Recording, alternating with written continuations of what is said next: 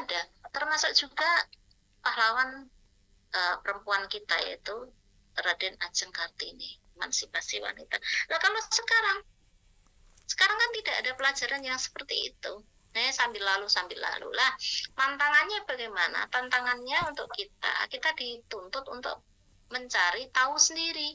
Nah, kalau kita diberi kesempatan dituntut untuk mencari tahu sendiri, artinya kembali lagi ke minat bakat dari anak-anak didik kita, murid kita. Kalau murid kita itu berminat, senang terkait dengan sejarah, mesti apa ya, dengan semangat minatnya mencari informasi, referensi melalui internet. Tapi yang tidak suka ya udah masa bodoh, ngapain sih capek-capek, apaan sih kalau susah move on banget kan gitu, ngapain belajar sejarah terus kan gitu.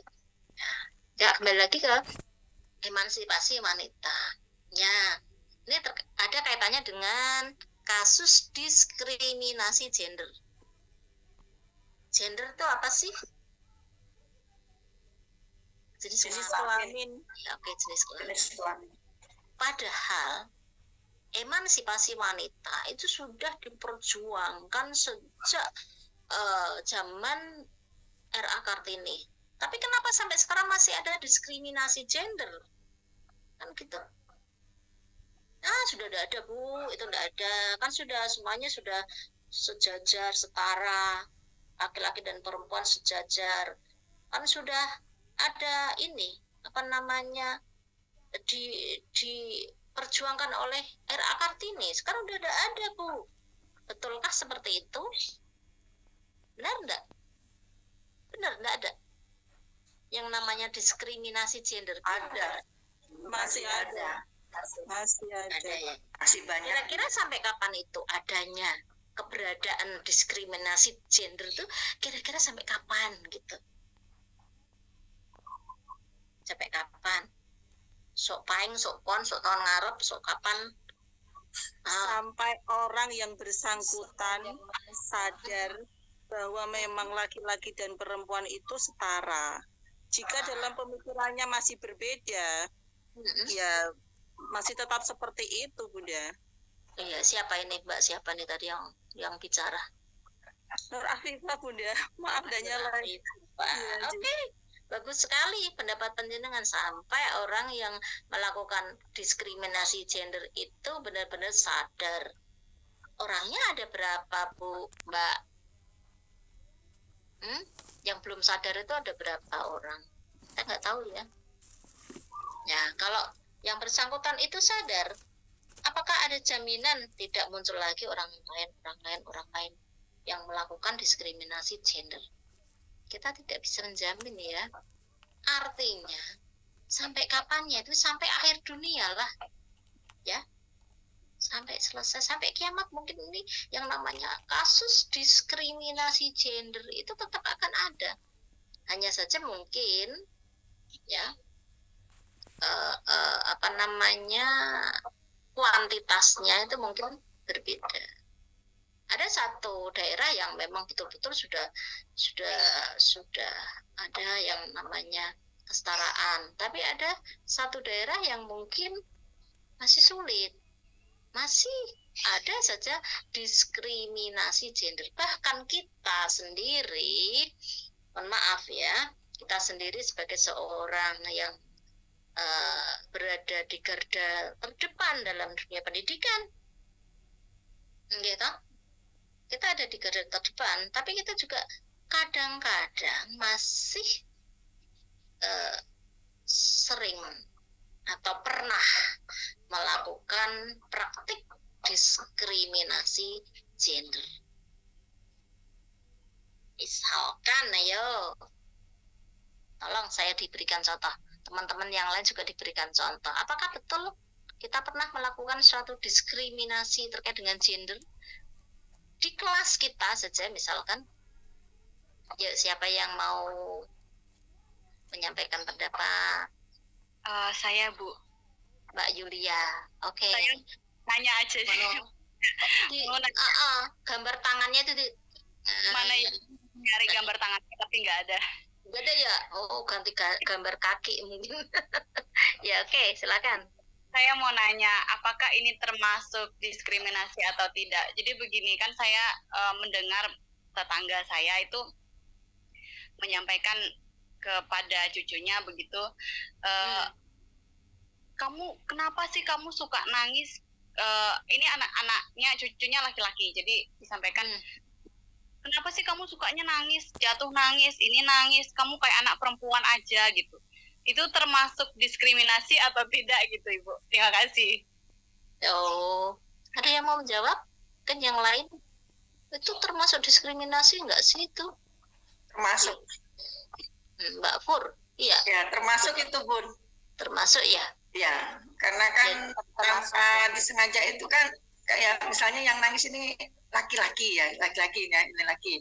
Terus kamu kok nangis kayak perempuan, jadi seakan-akan tuh kok aku disamakan gitu. Jadi kayak yang menjatuhkan gitu loh. Padahal walaupun mereka anak-anak, sebenarnya anak-anak itu kalau kita katakan begitu, aku tuh nggak perempuan loh, aku laki-laki. Sebenarnya aku itu laki-laki nggak perempuan. Emang laki-laki kadang ada kayak saya tuh murid bertanya, Ustazah emang laki-laki itu nggak boleh nangis ya kalau jatuh. Nah, di satu sisi kan ada kadang pertanyaan itu, saya punya murid seperti itu. Jadi saya menanggapnya gini, boleh, siapapun boleh nangis kok. Baik perempuan ataupun laki-laki itu boleh nangis. Kalau kamu merasa sakit, nangis tidak apa-apa gitu. Tapi kalau aku nangis kadang suka dibilangin cengeng, kayak perempuan. Kayak perempuan. Ya, cengeng gitu ya. Cengeng perempuan. Saya untuk menenangkan, karena di satu sisi anak-anak tuh ada ya, biasanya kadang bukan dari tetangga, kadang keluar orang tuanya sendiri itu yang ibaratnya udah mengecap seperti itu. Karena kalau anak laki-laki tuh nggak boleh nangis, anak laki-laki tuh jatuh tuh harus kuat, yang boleh nangis tuh anak perempuan. Sebenarnya kan itu sama aja kayak kita apa ya, memberi detok ke anak tuh, kalau di otak mereka tuh laki-laki tuh nggak boleh nangis, nggak boleh lemah. Padahal kalau yang namanya jatuh sakit tuh ya manusia alami ya Pun, nangis itu alami bagi saya ya. Namanya sakit itu mengekspresikan kesakitannya itu ya kalau nggak teriak ya dengan nangis gitu. Apalagi anak-anak kan cuma bisanya begitu. Kalau mereka komen harus mencerita ini bolong sampai segini kan, boro-boro sakit jatuh kejutut aja udah langsung nangis, suruh menceritakan nggak akan bisa gitu, malah teriak jadinya gitu. Oh, iya. Oke, terima kasih Mbak Purnamasari. Mungkin ada yang menanggapi yang lain? Tidak ada. Mungkin ada yang mau menyampaikan contoh kasus lagi yang terkait dengan gender? Gini, kita cerita aja. Kita cerita berdasarkan apa yang kita alami, berdasarkan apa yang kita lihat ya di sekitaran kita, begitu. Mbak Khalifatul mau menyampaikan? Itu Bun, kayak gaji seorang membedakan perempuan dan laki-laki. Perempuan kan biasanya yang ringan-ringan, kalau cowok mesti kan berat. Mungkin membedakan gaji itu juga termasuk tidak ya Bun ya, diskriminasi gender. Oke. Ya, sudah ada dua pertanyaan yang perlu kita bahas. Yang pertama tadi terkait dengan kecengengan seseorang diukur dari laki-laki dan perempuan. Kemudian yang kedua, berat ringan beban yang diberikan kepada seseorang itu termasuk diskriminasi tidak. Gini, kita harus bisa membedakan antara kodrati dengan emansipasi. Ya selama ini rancu. Bahkan saya sering protes juga itu kepada kaum laki-laki. Ya kebetulan kalau saya kan punya ruang untuk saya ngomong begitu di depan teman-teman, guru satu kecamatan, kepala sekolah, atau mungkin di non formal maupun formal, itu kan saya punya ruang di situ. Kadang-kadang saya juga sering saya sentil juga. Kadang-kadang emansipasi wanita itu sering disalahartikan dan sering dimanfaatkan oleh laki-laki. Oleh laki-laki. Apa itu, Bu? Contohnya, dari hasil perjuangan R.A. Kartini terkait dengan emansipasi wanita, itu kan memungkinkan kaum wanita itu bisa menuntut pendidikan yang lebih tinggi, setara dengan laki-laki, ya kan? Sudah tidak ada institusi atau lembaga sekolah, ya, baik itu menengah maupun tinggi, yang menerima siswa atau mahasiswanya dengan adanya diskriminasi. Oh, ini cah lanang ditompo, oh, ini cah wadon ora sah. Tidak seperti itu. Tapi mereka menerimanya berdasarkan kuota, kan gitu. Kuota perempuan, kuota laki-laki. Juga tingkat intelijensi mereka, gitu. Jadi itu sudah tidak ada, oh ini anak pinter banget, tapi dia perempuan, nggak usah diterima, itu nggak ada, sudah nggak ada. Itu poin positif dari emansipasi wanita. Ya. Lah, kemudian dikaitkan, ketika seorang perempuan itu sudah punya hak yang sama untuk menuntut ilmu, untuk belajar, untuk sekolah, yaitu rentetannya, kaitannya adalah dalam hal pekerjaan. Sehingga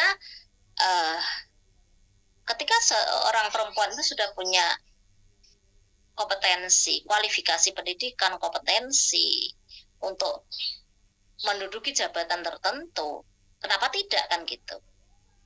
Itu juga sudah ada di Indonesia, sudah dijamin.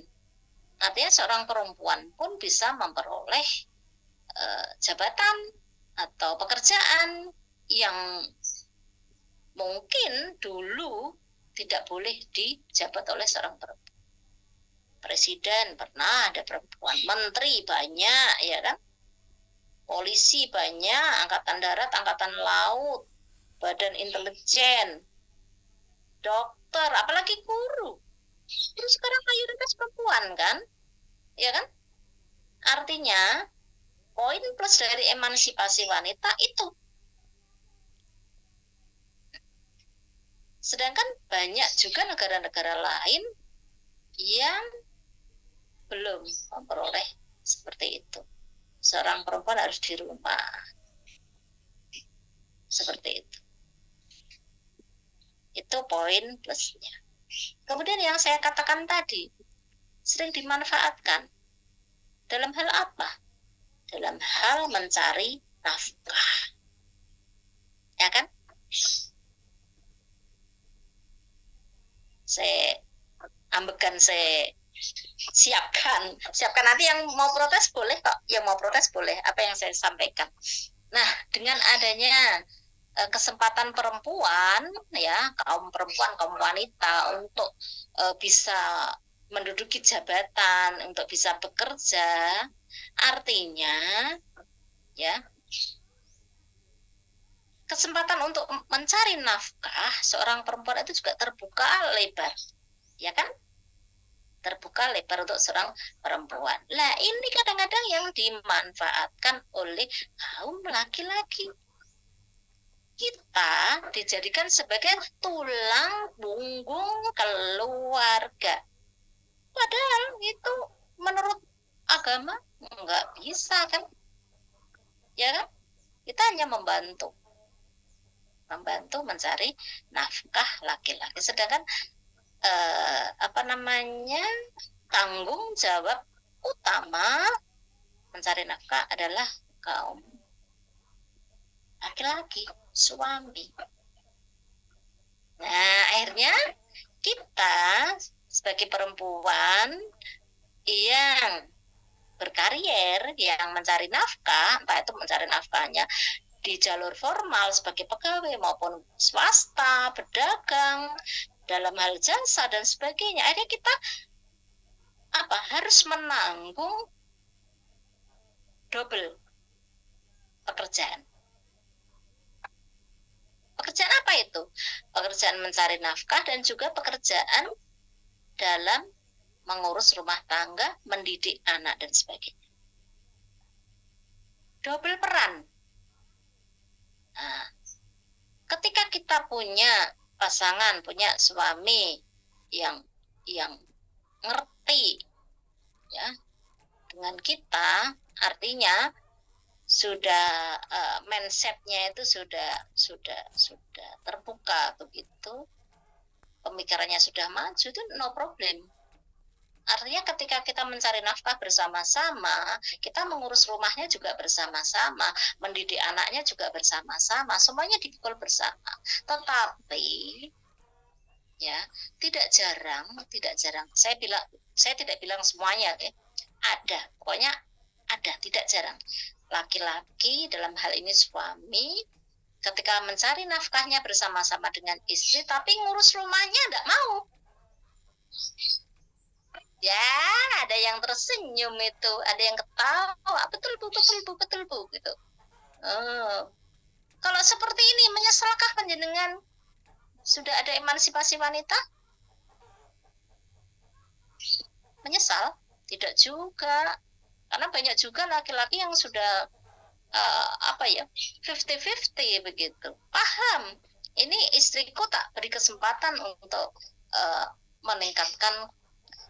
mengembangkan dirinya, bekerja. Kalau bekerja itu kan tidak hanya semata-mata mencari nafkah kan, tapi juga mengembangkan dirinya, mengembangkan potensi dirinya. Yang penting tidak lupa akan kodratnya sebagai ibu, ya, tidak melupakan kewajibannya mendidik anak kan begitu. Nah, ketika seorang suami itu sudah mindsetnya itu sudah terbuka, tidak segan-segan untuk membantu ya kerjaan di rumah. Jadi sama-sama begitu. Jadi yang bekerja bareng, boleh didik bareng, didik anak bareng, dikelola bareng gitu. Enak itu. Tapi ketika ada seorang suami yang nak nyambut kaya kowe wangono, yuk cari uang bareng-bareng, cari nafkah bareng-bareng. Tapi kepentingan di rumah itu urusanmu, urusan perempuan. Ada yang seperti itu. Itu masih lebih bagus. Ada juga di dunia ini banyak sekali ya, macam-macam karakter. Bahkan ada laki-laki yang tidak kerja pun ada, sing kon nyambut gawe sing istrinya kerja ndak mau, ya kan? Ngurus rumah ndak mau, ngurus anak ndak mau. Nah, itu ndak apa-apa, yang penting sabar. Surga nanti ya Mbak Pur ya. Nah, itu efek samping konsekuensi yang harus kita terima. Jadi tidak boleh ngersu loh. Itu saya hanya menyampaikan fenomena yang ada, kenyataan yang ada di sekitaran kita. Di sekitaran kita masih ada yang seperti itu. Itu juga tidak boleh ngersu loh. Misalkan kita diberi pilihan pun, lah pilih nanti, ya udah, tidak mau kerja ya metu keluar saja, misalkan di rumah saja, ya malah tambah repot kan. Kita mau menggantungkan kepada siapa? Yang jelas sebagai perempuan kita harus mandiri. Yang penting ya pertama ya perempuan itu harus sehat, ya harus sehat, harus mandiri dalam hal apapun, mandiri cari dalam hal finansial, ya tidak terlalu bergantung pada laki-laki. Itu sudah. Kita akan meskipun harapan kita tidak sesuai dengan kenyataan, tapi paling tidak kita ayem, mental kita terjaga, kita tetap bisa confident.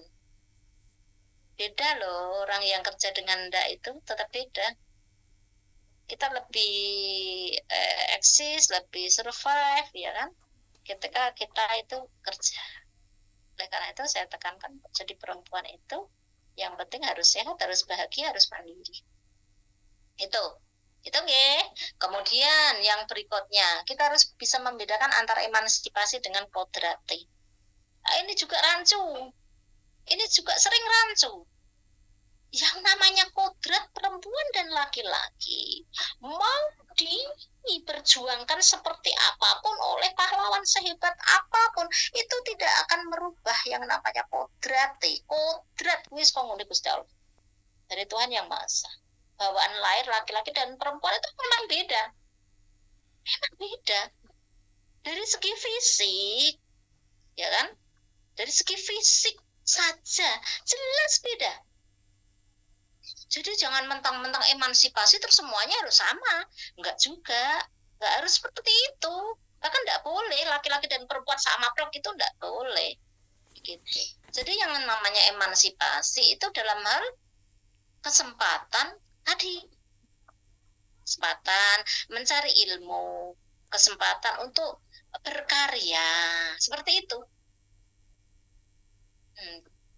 Kemudian jika kita berpendapat itu juga jangan melihat dia perempuan apa laki-laki, tapi dilihat dari pendapatnya seperti apa. Ilmu yang kita berikan, misalnya sebagai guru, sebagai pendakwah misalkan, tidak boleh itu membedakan yang ngomong lanang kok wadon. Nah, tapi yang kita lihat adalah apa yang dia katakan. Ya, ilmu apa yang disampaikan, kan gitu. Itu emansipasi. Tapi kalau kodrati sampai kapanpun tidak akan bisa sama, karena dalam hal fisik laki-laki perempuan tetap beda, dalam hal emosi laki-laki perempuan tetap beda. Gitu. Kalau perempuan berpikiran ya itu pakai hati, kalau laki-laki pakai apa, akal, ya kan. Beda. Mulane nek wong wedok baperan ora apa-apa, jangan dikuyo-kuyo. Penjen punya murid di kelas ya peserta didik laki-laki dan perempuan, itu misalkan porsi pekerjaan pun ya jangan disamakan. Untuk pada lanang wadon itu pada enggak juga, karena fisik laki-laki dan perempuan tetap beda, ya kan, tetap harus dibedakan. Termasuk dalam hal emosi, pengendalian emosi itu juga beda. Kalau perempuan itu baperan, gampang nangis, gampang peka, perasaan sensitif, itu memang bawaan setelan pabrik, ngono kuwi, tidak bisa dirubah. Nah, tadi yang disampaikan oleh Mbak Yulia Citra, tadi ada anak laki-laki nangis, aja nangis kayak cewek. Itu bukan dalam hal emansipasi, tapi itu dalam hal mendidik, menanamkan karakter, ya, peserta didik panjenengan atau mungkin anak panjenengan sejak kecil. Jadi memang karakter itu memang dibentuk sejak anak masih dalam kandungan dan anak usia dini, dilanjutkan ke anak usia dini gitu. Biar yang namanya laki-laki ya ben pengkoh begitu, biar bakoh, biar strong. Meskipun pendapatnya Mbak Fur tadi, boleh kok laki-laki nangis, ya boleh. Masuk anak laki-laki terus tidak boleh nangis, ya boleh. Cuma memang harus dibentuk sejak kecil. Nek calanang nangisan ki waku, nanti ketika dia sudah dewasa nangisan tidak nangis waku Mbak Fur. Iya, anak laki-laki kok nangisan gitu ya wagu. Artinya memang pembentukan karakter sejak kecil itu memang penting sekali, penting. Dan memang harus didunung pernah kamu itu laki-laki, kamu itu perempuan, itu memang harus ada suatu perbedaan yang nyata. Tetapi nah, dalam kesempatan ini kalian punya hak yang sama, punya kewajiban yang sama, begitu. Hanya saja mungkin kewajiban itu porsinya yang berbeda. Jadi memang sebagai seorang pendidik PAUD itu memang mana ya, gampang susah ya. Gampangnya materinya mungkin ya, tapi susahnya adalah ketika kita menanamkan fondasi karakter. Kalau fondasi yang pengen berikan itu ngenok dengan fondasi yang diberikan dari keluarganya, itu no problem, kita tinggal melanjutkan. Tapi bermasalah ketika fondasi yang kita berikan itu tidak ngenok dengan fondasi yang diberikan oleh keluarganya. Itu memang butuh suatu perjuangan, sebuah kesabaran dan keikhlasan begitu untuk apa namanya, membenahi hal mungkin yang tidak benar gitu. Karena setiap orang tua itu tidak memiliki ilmu yang sama, tidak memiliki pemahaman yang sama, jadi heterogen sekali. Mereka mendidik di rumahnya itu berdasarkan pengetahuan mereka, kan begitu. Oleh karena itu di lembaga PAUD itu kan sering ada parenting, ya kan? Tujuannya apa itu? Tujuannya untuk mengurangi ya perbedaan atau kesenjangan antara pola asuh panjenengan dengan pola asuh di rumah, menyamakan persepsi. Itu kan yang namanya usaha, ya kan? Usaha kan ada yang berhasil maksimal, ada yang tidak. Yang penting panjenengan sebagai pendidik PAUD berusaha, kan gitu. Nanti hasil akhirnya bagaimana? Ya tergantung dari situasi dan kondisi. Jadi output dari lembaga panjenengan antara anak yang satu dengan anak yang lain mestinya ya tidak sama, baik itu dalam hal karakter maupun dalam hal akademis. Jadi sampai di sini ada tanggapan? Mbak Roasih, Megalina, oke. Silakan Mbak Roasih dulu. Izin bertanya Bu, di yayasan kami itu kan apa ya istilahnya, ada peraturan itu tidak boleh guru laki-laki itu Bu, karena ada kelas full day. Jadi kelas full day itu kan pasti kan ada kegiatan mandi itu Bu. Makanya di yayasan kami itu melarang menerima guru laki-laki. Itu termasuk diskriminasi gender atau enggak Bu? Oh. Ya, oke. Di yayasan panjenengan tidak menerima guru laki-laki. Itu karena ada apa ya, sebab musabab dan ada hal ikhwal, ada tujuan tertentu. Tidak, itu enggak. Karena itu aturan gitu. Dan itu juga ada baiknya juga gitu. Kan jelas. Kecuali begini, yang namanya diskriminasi itu begini, dibuka pendaftaran untuk calon guru PAUD bla bla bla misalkan, untuk umum, terus datanglah pelamar laki-laki perempuan calon gurunya itu, kemudian diambil 10 misalkan, 10 tertinggi. Nah diantaranya itu ada yang tertingginya laki-laki, tertinggi laki-laki, kemudian tiba-tiba tidak diterima karena kamu laki-laki. Nah itu baru diskriminasi. Tapi kalau dari awal sudah dijelaskan aturannya, ya apa namanya, tata caranya, syarat-syaratnya, bukan, itu enggak termasuk diskriminasi gender. Gitu. Oke, itu yang Mbak sangat. Iya, sangat. Oke. Ya, Mbak Titin. Halo. Ji Bun. Gini Bun, ini kasus ya yang kalau untuk diskriminasi gender itu kan katakanlah kesempatan bekerja ya bagi laki-laki, perempuan kan sudah tidak ada lagi nih Bun. Namun terjadi nih, ini memang mungkin di semua aspek ya, katakanlah kalau misalkan anak laki-laki, perempuan itu memiliki golongan kerja yang sama, misalnya golongan C misalnya, kemudian dengan gaji yang sama gitu. Namun dalam kenyataannya ini banyak juga terjadi kalau yang laki-laki itu memiliki beban kerja lebih banyak dibanding yang perempuan. Terus apakah itu juga masuk kategori diskriminasi gitu Bun? Oh ya, sahabat saya ya. Ya karena kan misal di pabrik nih, sama-sama karyawan ada laki-laki perempuan dengan gaji yang sama, tapi laki-laki ini kan pastinya akan dibebani pekerjaan yang lebih berat dibanding perempuan, padahal gajinya sama gitu Bun. Oke, ya terima kasih.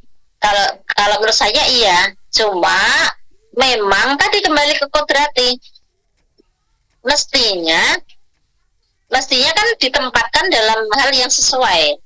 Misalkan yang angkat mesin-mesin berat itu kan nggak mungkin perempuan, ya. Jadi yang namanya emansipasi itu jangan diartikan saklek harus sama 100% kan gitu ya. Mesti kita harus melihat kodratinya juga. Dan kembali lagi ke statement awal tadi bahwa yang namanya diskriminasi gender sampai akhir dunia pun tidak akan pernah bisa hilang, ya, itu tetap masih ada. Kita pun sering melakukan, misalkan penjenengan di kelas tanpa sengaja, ya, tanpa sadar juga penjenengan melakukan diskriminasi. Ayo sing laki-laki dulu, misalkan sing perempuan nanti belakang.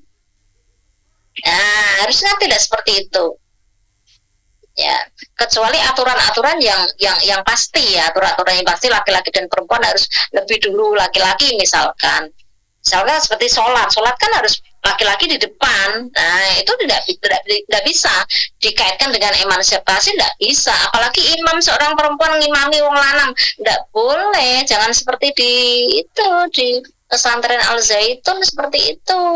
Terus kedudukannya yang tinggi kemudian disandingkan dengan imam, itu emansipasi yang salah menurut saya, ya. Jadi memang kita harus benar-benar bisa membedakan antara emansipasi dengan kodrati, ya. Itu ya. Nah, di kelas kita juga harus lebih cermat, jangan sampai kita mengajari peserta didik kita itu untuk adanya diskriminasi gender, termasuk status sosial. Ini lebih sering status sosial, ya, ini. Yang ini, status sosial. Ini. Nah, diskriminasi terhadap status sosial ini paling banyak dan paling sering terjadi tanpa kita sadari. Kita mesti membedakan, oh ini anaknya Pak Lurah, ini anaknya ada privilege khusus gitu loh untuk anak-anak pejabat, untuk anak-anak orang-orang yang berpengaruh, ya kan? Nah, meskipun itu juga saya sampaikan, itu tidak bisa 100% hilang. Apalagi kita orang Jawa, ada ewo, ya kan? Ada rasanya juga menjunjung etika. Masa iya sih? Gitu. Putrane ketua yayasan sama persis saya perlakukan dengan yang lain. Pasti ada. Berapa persennya pasti ada. Begitu. Oke, Mbak Pur, sebentar. Tahan sebentar, saya izin sebentar, tak nutup pintu sebentar. Hujan di sini.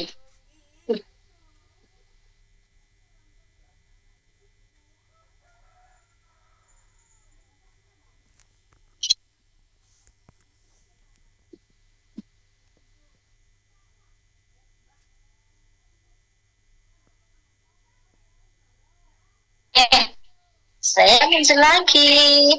Sudah, silakan Mbak Pur. Ya Bun, ini mungkin ada sudah saya temuin tuh kadang gini Bun, anak laki-laki dan anak perempuan tuh saya pernah temuin. Jadi dia itu di rumah tuh banyak tekanan Bun. Jadi kalau anak laki-laki itu dia di rumah itu saya ini nggak nangis Bun. Jadi kayak yang apa ya, tekanan batin gitu loh. Kalau mau digalain mungkin salah satunya ya Bun. Jadi di rumah tuh tertekan banget. Pas di sekolah itu kalau disentil temennya, digalain ngomongnya, temennya ngomong gini agak nadanya tinggi dikit, langsung gampang sensitif gitu loh Bun, langsung nangis. Jadi setiap hari itu tiada hari itu tanpa nangis. Jadi kadang saya tanyain gitu, ini kenapa kamu nangis? Lah aku kok digalai temenku gitu. Nah sering seperti itu Bun. Akhirnya saya tanya ke orang tuanya, apakah di rumah sering digalai atau gimana? Enggak pernah digalai. Malah kita nggak pernah lihat dia nangis gitu. Malah dia yang suka marah-marah. Tapi kok kebalikannya di sekolah kok disentuh temennya dikit aja cuma itu langsung nangis. Nah itu yang laki-laki. Kalau yang perempuannya malah kebalikannya, di rumahnya dia ini tertutup, pas di sekolahnya tuh terbuka sekali. Jadi apa yang ada kejadian di rumah diceritakan gitu. Kadang suka menunggunya segitu. Oke. Halo, Mbak Pur. Ya. Oh, mohon maaf saya tidak begitu dengar. Saya tidak menyiapkan headset tadi ya. Hujan deras sekali di sini. Oh iya Bun. Ya, kayaknya gini. Bun. Ini intinya gini. Saya sampaikan tadi bahwa yang namanya pola asuh, pola didik dari orang tua dengan kita itu kan mungkin selaras, mungkin orangnya ya lebih banyak selarasnya. Lah itu tugas kita sebagai seorang pendidik PAUD itu memang menjembatani begitu, menjembatani antara pola asuh dengan pola asuh di kita ya, pola asuh orang tua dengan pola asuh di kita itu biar bisa sinkron, yaitu dengan salah satu caranya yaitu dengan adanya parenting atau pertemuan dengan wali murid. Nah itu upaya effort kita untuk menerapkan atau pendidikan karakter pada anak didik kita. Betul. Misalkan tadi pengen menemukan seorang laki-laki yang cengeng, seorang laki-laki yang egois, seorang laki-laki yang harus selalu diutamakan ya, seorang anak laki-laki maksudnya. Nah itu juga tidak lepas dari pengaruh pola asuh dari orang tuanya. Nah bagaimana kita sebagai seorang pendidik PAUD? Kita ya berusaha untuk meluruskan, berusaha untuk menempatkan ya pada posisi yang seharusnya, karakter yang seharusnya.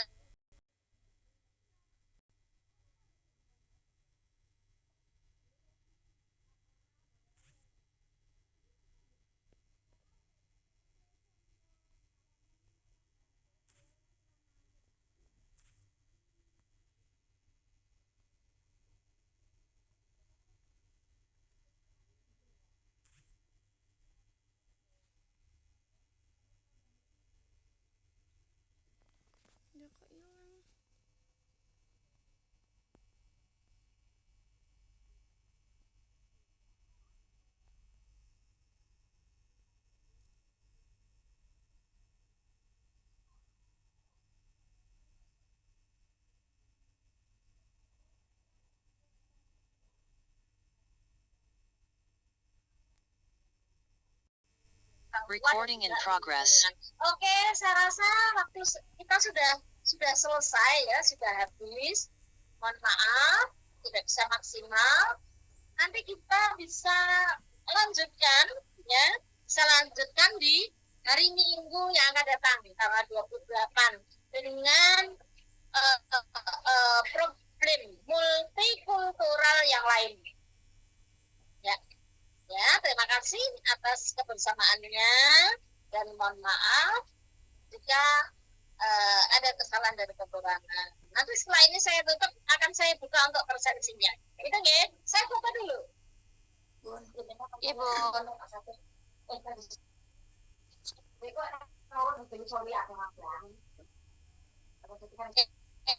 Terima kasih.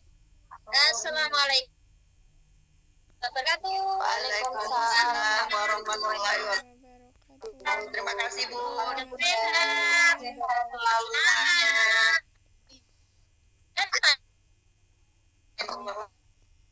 Sehat.